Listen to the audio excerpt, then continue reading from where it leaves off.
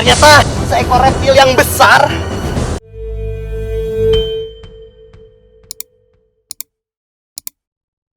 Bengkulu Selatan dengan mengendarai mobil memberikan sensasi petualangan yang sangat kental. Areal perkebunan sawit menjadi daerah penyangga hutan konservasi di wilayah ini. Petualangan kali ini merupakan hal baru yang penuh tantangan. Melintasi jalanan tanah berbatu atau bahkan harus memacu mobil melintasi jalan berlumpur hingga memacu adrenalin tak berbeda jauh dengan menghadapi satwa liar. Karena menaklukkan medan ekstrim sangat membutuhkan konsentrasi tinggi.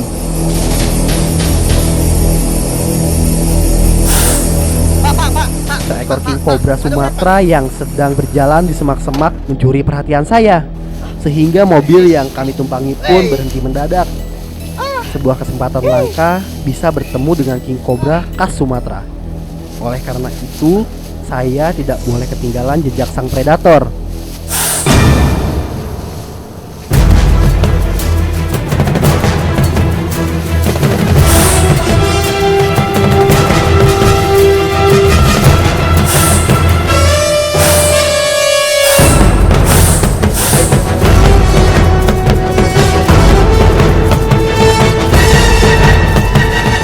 Ada seekor king cobra yang melintas di jalan. Ular ini mungkin dari sungai di sebelah sana dan mau masuk ke dalam hutan sebelah kiri jalan. King cobra merupakan jenis ular kanibal, yaitu ular pemakan ular. Mulai dari ular berbisa, ular yang tidak berbisa, hingga sesamanya seperti king cobra lainnya juga dia bisa makan. King cobra memiliki racun yang sangat banyak dan merupakan ular yang sangat agresif. Dan ini, ular ini sangat tidak mau diganggu.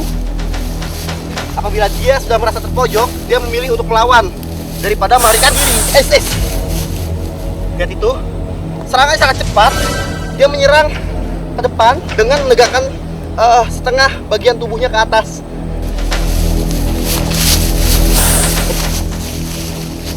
Menghadapi ular king cobra, saya harus hati-hati.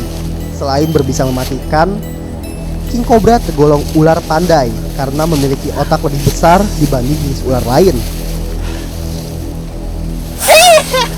Agar saya aman dan ularnya tidak tersakiti, saya harus menariknya terlebih dahulu ke tempat yang agak luas. Ular king cobra sangat agresif dan tampak siap menyuntikkan racun bisanya. Ia juga terlihat tidak suka jika saya pegang. Dengan sangat jelas ada luka, dan luka itu biasanya bekas dia bertarung dengan musang ataupun dengan king cobra lainnya. Lihat serangannya sangat cepat. Lihat ini. Lihat, kawan sini. Oke. Sekarang dia memilih untuk lari. Lebih baik banyak meninggalkan ular ini sini. Oke kawan. Oke. Sini.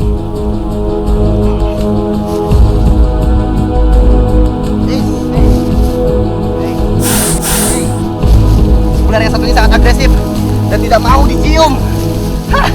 Ya sudah. Sini. Tenang dulu kawan, temari dulu.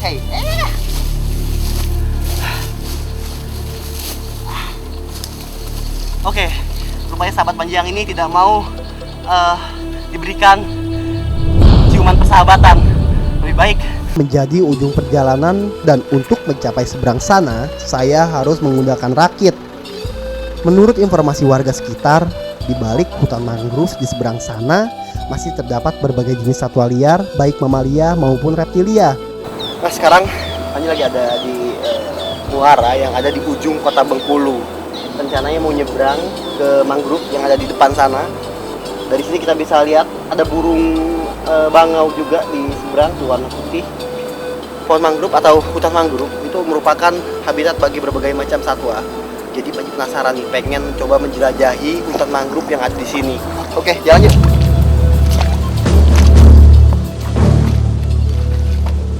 Meski seringkali keluar masuk hutan dan menyeberangi sungai, namun kali ini saya agak khawatir karena kondisi sungai yang menjadi tempat berkembang biak buaya. Karena jika tidak berhati-hati, Rakit yang saya naiki bisa saja terbalik akibat tertabrak atau tersenggol buaya. Namun demikian, menyeberangi sungai dengan pemandangan pepohonan mangrove yang rapat dan sangat jarang dimasuki manusia membuat rasa penasaran saya kembali muncul, terutama pada kehidupan satwa yang ada di lebatnya hutan di seberang sana. Sekarang waktunya Pak Haji turun.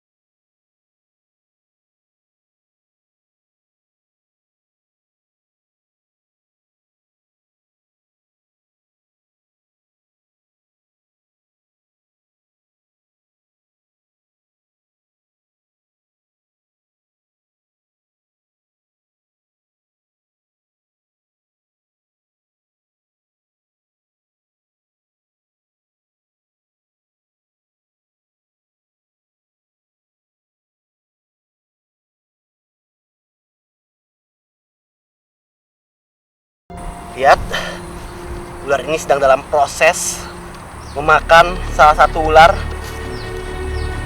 Ular belang memang merupakan ular pemakan ular, sama seperti king cobra. Ular ini adalah ular yang kanibal.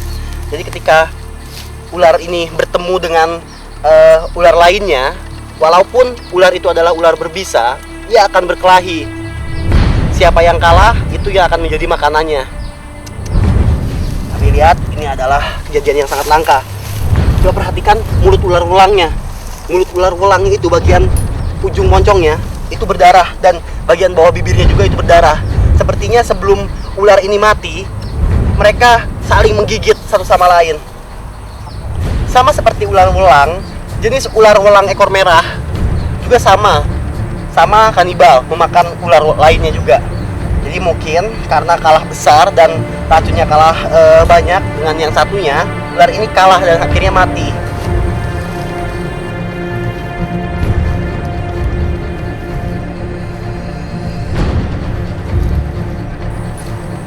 Nah, lihat ini. Ini ular yang sedang dimakan oleh welang. Bungarus flaviceps atau ular welang ekor merah. Lihat, ekornya berwarna merah seperti merah cabai, sedangkan tubuhnya berwarna hitam. Ular ini merupakan ular endemik Sumatera. Di Jawa, ular ini tidak bisa ditemukan. Sedangkan di Sumatera sendiri, ular ini juga sulit ditemukan karena saat ini ular ini sudah mulai langka. Lihat.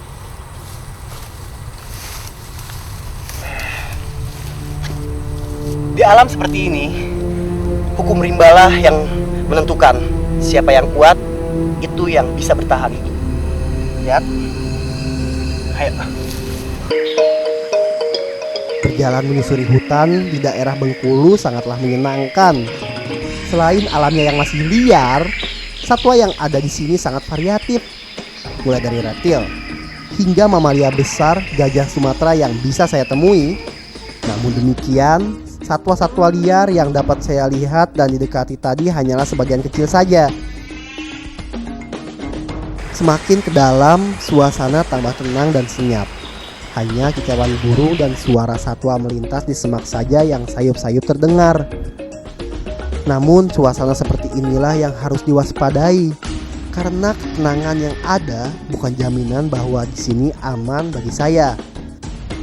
Terik matahari siang yang menembus sela-sela pepohonan cukup terasa membakar kulit. Saya juga sudah mulai lelah dan haus. Bersirahat sambil berteduh di bawah pohon mungkin menjadi pilihan yang cukup tepat saat ini. Lihat, ini ada kubangan. Biasanya kubangan di tengah-tengah hutan seperti ini merupakan tempat minum bagi beberapa jenis satwa. Mulai dari babi hutan, rusa, ular, biawak, dan satwa-satwa liar lainnya. Tapi Panji lihat air ini berasal dari sungai kecil yang ada di depan sana. Dan air sungai tersebut juga berasal dari muara di dekat-dekat sini.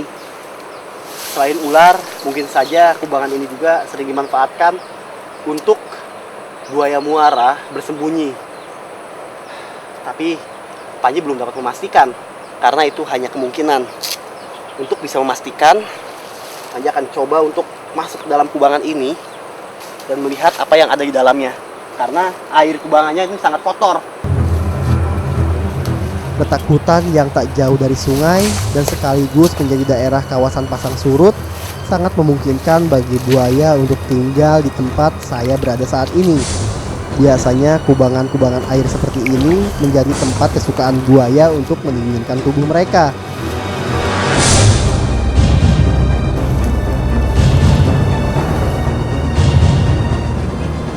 Sebenarnya aksi saya kali ini sangatlah berbahaya karena saya sendiri belum tahu makhluk apa yang sedang bersembunyi di balik lumpur dalam kubangan.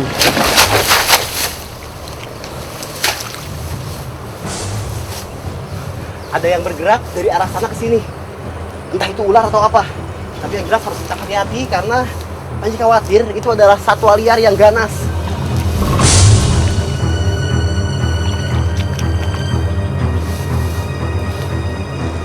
Kubangan ini airnya tidak jernih dan kotor, jadi sulit untuk melihat dasarnya.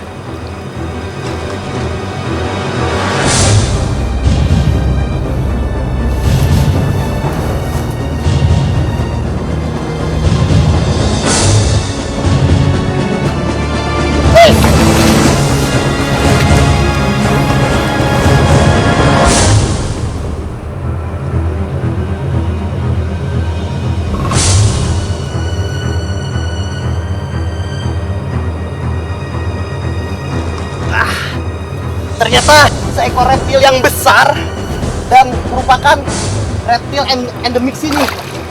Hewan ini hanya bisa ditemukan di sini, di Sumatera dan Kalimantan. Meski bukan buaya seperti dugaan saya sebelumnya yang menjadi penghuni kubangan air, labi-labi tidak kalah bahayanya. Lihat ini. Gigitan labi-labi bisa mematahkan tulang jari maupun kaki. Apalagi labi-labi yang saya temukan berukuran sangat besar. Lihat, ini adalah labi-labi kura-kura tempurung lunak. Labi-labi ini besarnya bisa tubuhnya sampai berdiameter sekitar lebar 2 meter dan panjang 3 meteran. Ini adalah hewan purba yang masih bisa bertahan hidup sampai sekarang. Ini belum termasuk ukuran maksimal, tapi sudah besar. Lihat ini. Lihat binatangnya satu ini sangat besar. Mungkin sekarang umurnya sudah berpuluh-puluh tahun. Labi-labi memiliki rahang yang sangat kuat. Dia memiliki gigi tunggal dan bisa menarik, memutuskan hingga melepaskan daging dan tulang. Untuk membuktikan seberapa kuat tekanan rahang yang dimiliki oleh labi-labi ini, saya akan mencobanya dengan ranting ini. Saya tetap harus berhati-hati untuk menjaga jarak dari kepalanya yang sewaktu-waktu bisa keluar dan menancapkan gigi tunggalnya yang sangat kuat dia dan tahu nih tajam. mana ranting dan mana jari. Kalau dikasih ranting dia nggak mau gigit, tapi kalau dikasih jari Panji kayaknya baru mau, dan Panji nggak mau mencobanya, itu terlalu bahaya. Oke, sekarang waktunya kita suruh labi-labi ini berendam kembali ke dalam lumpur dan melanjutkan petualangan kita. Ayo lawan. Oke, ayo.